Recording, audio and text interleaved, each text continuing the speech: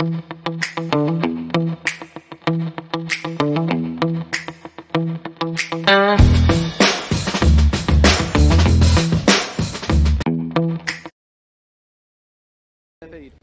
pregunta es, si no te salva el Estado, ¿quién te salva?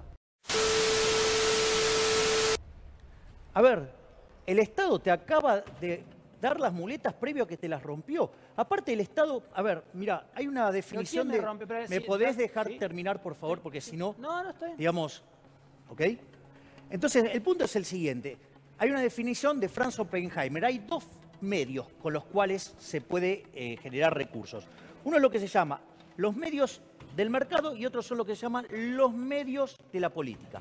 ¿Cuáles son los medios del mercado? Los medios del mercado es que vos, sirviendo al prójimo con bienes de mejor calidad o mejor precio, generás riqueza y te autosustentas así. ¿Cuáles son los medios de la, digamos, de la política? El robo, o sea, el cobro de impuestos. O sea, ¿cómo hace para darte asistencia al Estado si previo no cobra impuestos? Es decir, si no genera nada el Estado no genera. Entonces el Estado, para poder darte algo, primero se lo tiene que robar a otro vía impuestos. Bueno, por eso digo, es una discusión que digo es para hacer un programa entero, porque parte de la concepción de que el impuesto es un robo. No, pará. Al margen de que el impuesto sea un robo, sí. Y digamos, o sea, con lo cual digo, estoy dispuesto a discutirlo. Por digo, eso, porque nadie paga voluntariamente los impuestos. No, está claro, ¿okay? pero así funciona en todo el mundo. Bueno, pero en un momento también había esclavitud en todo el mundo y sin embargo fue abolida. Sí. ¿Ok? Bueno, entonces, digamos, o sea, el hecho de que pase en otras partes, aberraciones no tenemos por qué copiarlas, por decirlo de alguna manera. Ese es el primer punto. Y el segundo punto es, mirá, los impuestos no se pagan de modo voluntario. O sea, y vos no vas a poder, digamos, financiar el gasto público si antes no le cobras impuestos al sector privado que genera riqueza. Por lo tanto, no te salva el sector público, no te salva el Estado. El que te salva es el que crea riqueza y que es el que aporta los recursos. Si no, digamos, o sea, si vos no tenés quien lo genera, ¿sabes lo que te va a pasar? Se te va a derrumbar y te vas a empobrecer. Tenemos darle la bienvenida a Javier Miller por estar aquí. ¿Qué tal, Javier? ¿Qué tal, Augusto? ¿Cómo estás? Muy bien. Bueno, primero, gracias por estar acá. Primero, me gustaría, si podés hacerme un breve análisis de cómo podés reflejar lo que ha sucedido esta semana en el tipo de cambio, en el riesgo país, y cuáles para vos fueron los motivos que empujaron el dólar. Bueno, básicamente lo que vos tenés es que la oferta que se está haciendo en temas de la deuda no es una buena oferta porque tiene problemas técnicos muy graves. Además, con eso se te sumó el hecho de los no pagos de los cupones que vos muy bien señalás, Augusto, por 500 millones de dólares. Cuando vos te encontrás frente a esta situación, vos lo que haces es salir de los activos que emite el país. Entonces, cuando salís de los bonos, baja el precio de los bonos, por ende el retorno implícito aumenta y por ende el riesgo país te está aumentando. Y por otra parte te desprendés de los pesos. O sea, y eso lo que hace es que suba el dólar. O sea, básicamente, digamos, por ejemplo, el contado con liqui, que es una operación legal, vos qué haces, comprás bonos acá, en Argentina, en pesos, y los vendés, ponele en Nueva York, en dólares. La diferencia, vos vas a tener ahí un precio en pesos y un precio en dólares. Y eso te marca el tipo de cambio implícito que vos ahí, sobre el final de la semana, terminó en 112, pero llegó, por ejemplo, a tocar 120. Bueno, básicamente lo que está reflejando es la huida de los argentinos de los activos domésticos. Y eso, el fundamento, tiene que ver con que, desde mi punto de vista, Argentina va a la peor crisis de su historia, donde va a conjugar un default más lo que tiene que ver un proceso hiperinflacionario que está en ciernes, ¿no? Digo, cuando vos mirás el deterioro de los números fiscales. A ver, primero hay que aclarar los pésimos números fiscales que dejó Macri, ¿no? En el resultado primario, que se informa de 0,6 negativo, en rigor, cuando vos lo corregís por libramientos sin pagos, por partidas que tendrían que haber ajustado y no ajustaron, ¿sí? Bueno, ese número verdadero era 3 puntos del PBI negativo. A eso le tenés que sumar los estímulos fiscales que está dando el actual gobierno por 3 puntos más, son 6 puntos. Por otra parte, cuando vos mirás el IGA, por ejemplo, que es uno de los indicadores que aproxima el PBI, el último indicador te dio más de 9% a la baja. Ya acumula casi 6% a la baja. Es decir, que como muy bien señalaste hace un rato, la caída del PBI podría estar en cerca de un número de 2 dígitos. cuando mirás la recaudación viene creciendo al 30%, la recaudación fiscal. Muy por debajo de la inflación. Muy por debajo de la inflación, pero además, porque ponele 50 para redondearle, estás 20 puntos abajo, pero al mismo tiempo tenés el gasto subiendo al 70. Como vos no lo vas a poder financiar ni con impuestos, ni lo vas a poder financiar con endeudamiento, quiere decir que lo vas a financiar con emisión monetaria. Y eso, digamos, o sea, tarde o temprano se va a manifestar en una suba de precios, o sea, en una aceleración inflacionaria. Ahora te pregunto, Javier, digo, la emisión, el diagnóstico es claro y creo que no hace falta tener una línea de pensamiento porque el diagnóstico es el mismo para todos. Creo que para los liberales, para los conservadores, para los de ultraizquierda. Digamos, el diagnóstico es este. Ahora, todos los países, o gran parte de los países, si se quiere los países centrales, están en una dinámica de expansión monetaria, de cubrir a las empresas, de cubrir a los empleados, de cubrir a los sectores. No obstante a esto, en Estados Unidos, por ejemplo, para ir a la meca, si se quiere, del capitalismo, está alcanzando niveles de desocupación históricos, luego de tener el más bajo de los últimos 50 años, a pesar de haber emitido cerca de los 800.000 millones de dólares, no de pesos, de dólares. Digo, en esta dinámica también la Unión Europea también emitió una montaña de euros para poder cubrir y abastecer todo lo que la economía está sufriendo a partir de la pandemia. Digo, en este marco, y acá viene la pregunta, y en este marco de pandemia, ¿cuál es la opción? Mira, Augusto, esa es una pregunta verdaderamente muy interesante y yo suelo hacer este punto, la diferencia en que vos tenés en un país desarrollado, por ejemplo el caso de Estados Unidos, o lo que puede hacer Argentina. La pandemia, si vos querés, lo que genera es que los trabajadores se retiren del mercado laboral. Cuando vos tenés menos personas en el mercado laboral, a vos se te va a contraer la oferta de la economía. Eso, dada una demanda, genera presión en el nivel de precios, ¿sí? Ahora, ¿eso qué es lo que sucede? En realidad, un país desarrollado con acceso al endeudamiento, ¿qué hace? Como es el caso de Estados Unidos, toma deuda del exterior, ¿sí? ¿Para qué? Para poder nivelar o estabilizar el consumo de los americanos que se quedan sin trabajo. Es decir, que lo compensa ¿con qué? Con endeudamiento. Y emisión. Sí, pero ese es otro fenómeno. Lo de la emisión tiene que ver con que cuando la gente se asusta en Estados Unidos, aumenta la aversión al riesgo y lo que hace es básicamente demandar dos tipos de activos. Uno es que son activos emitidos por el sector público. Bonos del Tesoro. Que son los bonos del Tesoro. Sí. ¿Sí? Y que son los dólares. Fíjate que vis a vis subió el precio de los bonos del Tesoro y el retorno llegó a cero por todo lo que subió. Fíjate que las acciones se desplomaron, los bonos corporativos se desplomaron los emergentes y los bonos chatarras, como por ejemplo lo de Argentina. Y al mismo tiempo demandan dólares, porque vos de hecho mencionaste todo lo que se emitió. ¿Por qué digamos, se emite dinero? Porque cuando vos tenés la restricción presupuestaria dada, vos tenés un ingreso. Si vos querés tener más dinero, implica ¿qué cosa? Consumir menos.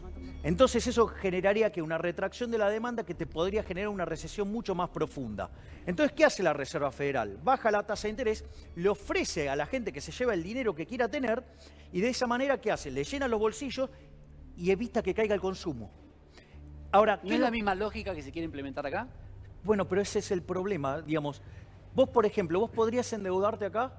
No, si estamos al borde del default. No podés endeudarte. Por eso digo, el único instrumento que tenemos hoy, en el marco en el que se encuentra el país en términos de poder tomar deuda en el exterior, y aparte supuestamente es una política de gobierno no endeudarse en el exterior. No, igual no podríamos. No podríamos. Igual no podríamos. ¿A ninguna tasa podríamos? No, fíjate lo que es. En realidad ese es un riesgo país promedio. La semana terminó arriba de 4.000. Sí, sí. La punta corta en Argentina de riesgo país es 60.000, Augusto. O sea, Argentina no tiene acceso al financiamiento. Bien. Argentina se le cortó el financiamiento a mediados del 2018. Por eso fuimos al Fondo Monetario Internacional. O sea, digo, esto no es un problema de ahora. Es un problema que viene, digamos, que después se fue complicando. Eso es otro problema. Con lo cual no tenés acceso al financiamiento. Y lo otro es la emisión monetaria. La emisión monetaria, Argentina ha hecho uso de la emisión monetaria. Chicos, digamos, estamos en vivo, por favor. Hola. Perdón, estamos en vivo, chicos. Sí. De manera exagerada, Argentina le ha quitado 13 ceros a la moneda, destrozamos 5 signos monetarios, tuvimos 2 hiperinflaciones sin guerra.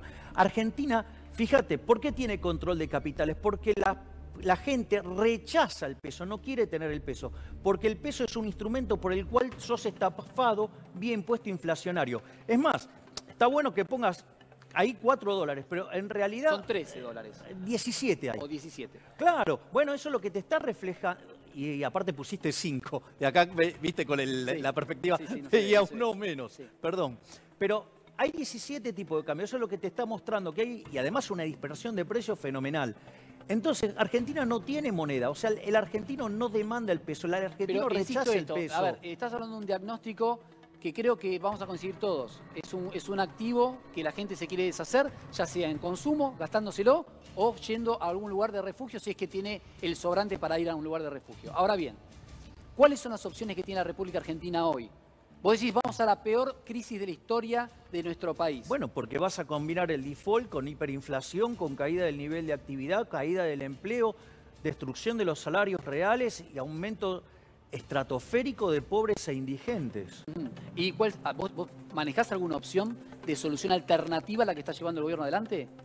Desde mi punto de vista, frente al problema que implica la pandemia, primero yo hubiera elegido otro modelo de cuarentena, ¿no?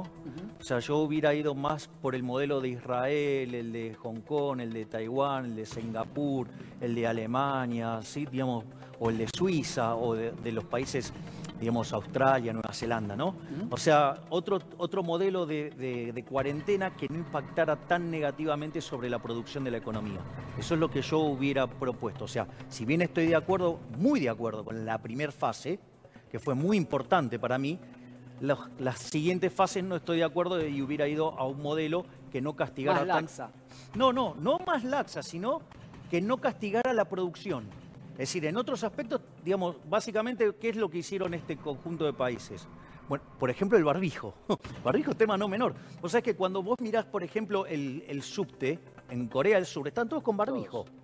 Vos mirás el subte en Nueva York y te espantás, no hay uno que use barbijo. Bueno, cosas por el estilo. Que primero dijeron que no servía, después se dieron cuenta que sí servía. Y esto es muy importante porque hay que mirar a los asiáticos porque están acostumbrados a este tipo de cosas. Por ende, digamos, o sea, muchos economistas pusimos el ojo ahí porque están acostumbrados a tratar este tipo de cosas.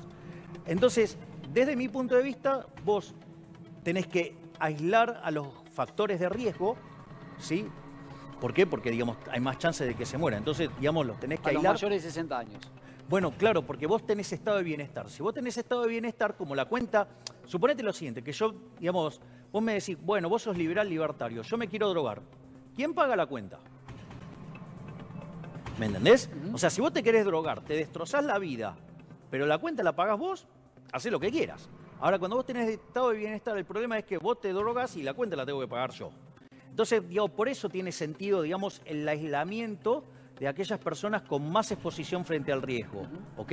Para que no tengas que llegar a una situación como en Italia, que terminaban ajustando por expectativa de vida. Hoy el BID salió una nota muy interesante del BID que planteaba el Banco Internacional de Desarrollo, le cuento a la gente. Banco Interamericano de Desarrollo. Interamericano de Desarrollo, que planteaba que en estos momentos y recomendaba a todos los países de la región que creía, primero, que iba a haber un número de muertes elevado, hablaba de 3,5 millones de personas, justamente separaba a Argentina de todo eso por la cantidad de médicos cada 1.000 personas que había y la cantidad de enfermeros que había, pero no así en Perú, en Ecuador, en Colombia, que el sistema sanitario en la región, en el Caribe, era muy precario para lo que se venía en la pandemia. Pero en términos económicos, lo que planteaba es que en este momento lo que tenía que haber era un Estado muy presente en materia económica y de resguardo del trabajo, del empleo y de todo lo que es, en el caso de los países pobres como la Argentina, como el resto de los países de la región, de asistencia a los sectores más vulnerables. Digo, ¿cuál es tu visión al respecto de esto? Hay distintas cuestiones, o sea, yo, digamos, sistemáticamente en las distintas propuestas que yo hice, yo soy partidario de que vos no podés dejar en banda a los más vulnerables. Eso, de hecho, es la lógica y la filosofía liberal. Hasta está escrito por Ayn Rand en un libro que se llama La virtud del egoísmo. Sí, hay un capítulo que se llama La ética de la emergencia. O sea, los 3 derechos que consagramos los liberales es el derecho a la vida, a la libertad y a la propiedad. no es opción dejar que la gente se muera, ¿ok? Por lo tanto, o sea, es falso cuando se nos acusa, al menos a un grupo de libertarios, que, digamos, no consideramos la vida y, digamos, y dar contención a los sectores más vulnerables. Es más, desde nuestra perspectiva te diría que en realidad son vulnerables por culpa de la presencia del Estado. Pero esa es una discusión en dinámica, en términos de crecimiento económico, pero cuando tenés el problema lo tenés que resolver con lo que tenés, ¿sí? Digo, eso es una cuestión de pragmatismo. O sea, vos no podés hacer, digamos, política económica en el vacío, por decirlo de alguna manera. Por lo tanto, digamos, a mí no me parece mal que se dé contención a los vulnerables, pero lo que yo considero es que lo que vos tenés que hacer es una reasignación de partidas. Primero, si vos obligaste al sector privado a no producir y le hiciste cero los ingresos, ¿ok? Porque además lo reforzás con un mal modelo de cuarentena para lo que es las fases subsiguientes. Desde mi punto de vista, vos lo que tenés que hacer es recortarle los impuestos. Y acá te siguen exigiendo que pagues los impuestos.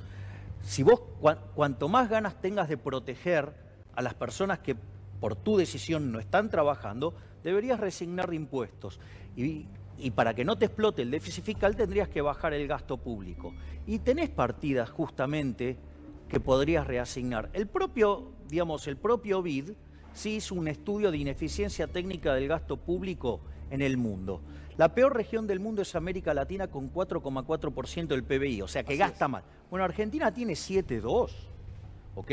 Es el peor del mundo. Y además tiene un rubro que el BID, porque es un organismo multilateral, está bancado por los gobiernos, o sea que es educado para con la corporación política, lo llama filtraciones, que es robo. Son 5 puntos del PBI. Entonces, fíjate esto, el gobierno está mandando un paquete, ¿sí?, por 3 puntos del PBI. Mirá, si dejaran de afanar tenés 5. Es más, lo que es gasto del funcionamiento del Estado venía a un promedio de 5,5% del PBI. En el segundo gobierno de Cristina subió a 7,5, Macri no lo bajó tampoco. Quiere decir que ahí tenés 2 puntitos más, o sea, para dar asistencia. Ahí tenés 7 puntos. Es más, digamos, vos podrías eliminar la obra pública de Cuajo, ¿sí? Y ahí tenés entre 2 y 3 puntos del PBI según cuándo te paras. Mirá si vos tenés un montón de partidas para reasignar y dar contención a la gente. Ay, me estás abriendo cantidad de preguntas, pero me queda una para hacerte, que tiene que ver con algo conceptual, que es para los libertarios, ¿no? Para los liberales libertarios. Sí, para los liberales libertarios, que es donde vos siempre te parás. ¿Esta pandemia puede ser un cambio de paradigma en la forma de pensar de ustedes? En términos de cómo ver la visión del Estado y del mundo contemporáneo. No, todo lo contrario, es la confirmación de que nuestra visión es la correcta. Digo que el Estado es el problema, el Estado no es la solución. O sea, de hecho, es más, toda la discusión del sistema de salud. Bueno, vos sabías que, por ejemplo, el 70% de las camas en Argentina son del sector privado. Es más, si hay un país donde probó, digamos, lo bueno del orden espontáneo, fue en Argentina. Porque cuando originalmente, a fines del siglo XIX, Argentina, digamos, convirtiéndose en uno de los países más ricos del mundo, ¿sabés cómo fueron creado el sistema de salud? Por un lado, porque se agrupaban por comunidades, el hospital italiano, el hospital francés, el hospital alemán, el hospital italiano, el alemán, ¿me entendés? Sí. Y por otro lado, se agrupaban, ¿sí?, por tipo de trabajo. Es decir, ¿cuál fue la primera obra social más grande de los trabajadores? La fraternidad. ¿Por qué? Porque en ese momento la industria más importante, si vos querés, era los ferrocarriles en Argentina. Y eso generó un sistema que, por ejemplo, que cuando vino la fiebre amarilla, digamos, si el Estado proponía a la gente que se fuera de Buenos Aires, digamos, el sector privado lo resolvió. Es más, el propio sistema privado se organizó espontáneamente y llegamos a tener, así como fuimos el país más rico del mundo en 1895 y durante los primeros años del siglo XX, o sea, por lo menos las primeras 2 décadas, digo, teníamos el mejor sistema de salud del mundo y había sido elaborado por los privados. Por lo tanto, no es cierto, digamos, que vos necesites de más Estado. Aparte, digamos, que quiero más Estado. ¿Para qué más Estado? Si el Estado es el que me está ofreciendo las muletas previo a romperme las piernas. Por lo tanto, digamos... La concepción es la misma, en respuesta. No. Estoy mucho más convencido. Mucho más convencido. Tenemos para discutir un programa entero. Hay muchas cosas con las que decís que disiento, pero las respeto claramente. Es parte de la vida. Por supuesto, y las respeto, pero quiero agradecerte haber venido. No, por favor, Augusto, ha sido un verdadero placer estar acá y es parte, digamos, de lo atractivo es que todos tenemos visiones distintas. Absolutamente, y eso nos enriquece.